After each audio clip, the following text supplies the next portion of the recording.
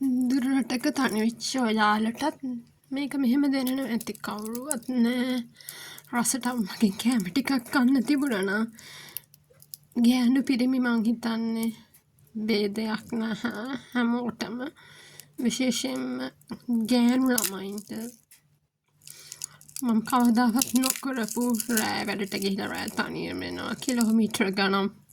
මම ජීවිතේට foot cycle එකක් පැදලා නැහැ. එහෙම මම කිලෝමීටර් 8කට වඩා සයිකල් එකෙන් පැදලා ආයෙවිල්ලා තියෙනවා. තමන් හදන කෑම තමන්ට රහ නැහැ.